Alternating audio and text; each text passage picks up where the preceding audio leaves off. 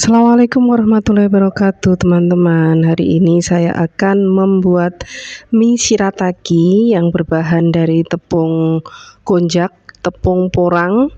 Mie-nya maksud saya tepungnya ini saya beli di toko oren ya teman-teman. Kalau teman-teman menghendaki beli juga, link tokonya saya taruh di deskripsi box, nanti bisa teman-teman lihat. Yang kita butuhkan untuk membuat mie ini 30 gram saja, kemudian ditambah dengan 6 gram kalsium hidroksid atau kapur yang sudah diolah. Ini juga saya beli di toko oren, nanti teman-teman bisa lihat di deskripsi box juga link pembeliannya. Kalsium hidroksid ditambah dengan air 100 ml atau 100 gram. Kemudian air sebanyak 750 gram ini kita rebus sampai mendidih teman-teman ya. Kalau teman-teman tidak punya timbangan, pakai ini ukuran mili-mili itu, tapi saya kurang tidak punya soalnya, jadi saya timbang 750 gram atau 750 mili kalau pakai ukuran yang mili-mili itu. Air kita rebus sampai benar-benar mendidih teman-teman ya, benar-benar panas, karena kalau tidak mendidih nanti akan kekenyalannya itu kurang. Nah, setelah airnya mendidih kita tuang, aduk dengan cepat sampai tepungnya larut. Jadi si tepung konjac ini bentuknya ada butiran-butiran kecil gitu. Kalau diaduk itu bunyinya kresek gitu loh teman-teman. Nah, ini kalau diaduk dengan air panas itu akan mudah larut. Nanti setelah tepungnya larut, kita diamkan, minimal didiamkan 60 menit. Nah, ini setelah 60 menit hasilnya seperti ini. Lalu kapur atau kalsium hidroksid tadi kita aduk.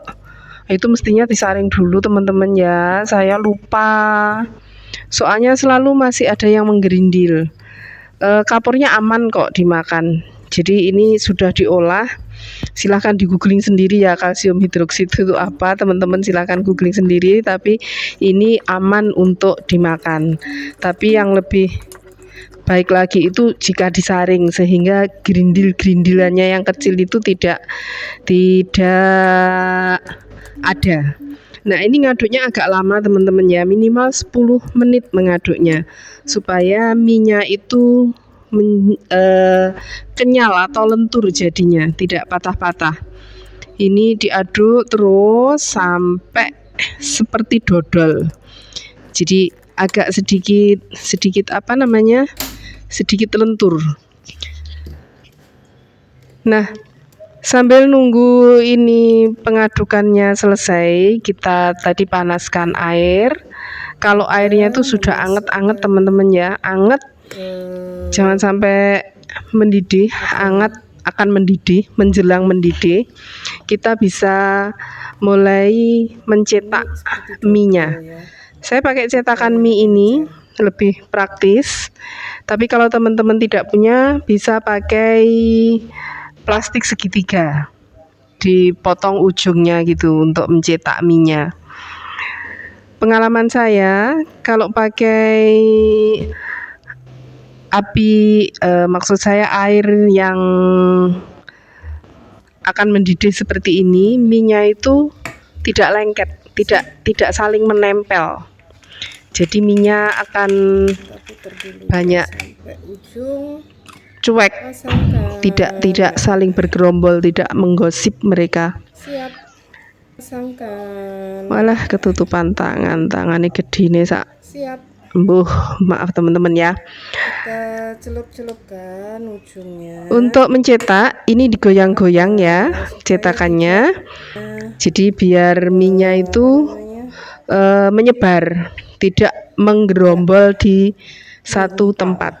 Sambil kita puter itu penekannya, Aduk terus kita sampai goyang-goyangkan. habis. Jangan lupa diaduk biar tidak saling menempel satu dengan yang lain. Kita paksa mereka untuk berpisah. Jangan biarkan mereka menyatu. Masih belum bisa. Lakukan terus sampai adonan yang kita buat tadi habis. 30 gram itu udah jadi banyak teman-teman. Kalau saya ini bisa 4-5 kali makan mie shirataki ini. Jadi saya itu dulu pernah diet pakai mie shirataki, tapi belum bisa buat sendiri ini. Jadi beli mie shiratakinya. Dan karena beli mie shirataki yang jadi itu mahal, akhirnya diet yang sudah berhasil itu berhenti. Kita kehabisan napas di tengah jalan, berhenti. Jadilah kembali makan sembarangan. Nah, sekarang mumpung ada niat, kita mulai lagi. Karena saya itu stress eating teman-teman. Jadi ini pembenaran ya sebenarnya. Bilang aja nggak bisa jaga pola makan. Tapi bener kalau banyak pikiran itu makan terus saya itu. Larinya ke makan. Sehingga ukuran baju pun larinya kencang sekali. Oke teman-teman, ini sudah habis adonannya. Jadinya segitu banyaknya itu. Jangan lupa diaduk-aduk. Ini mie-nya masih ada beberapa yang membandel, menggerombol.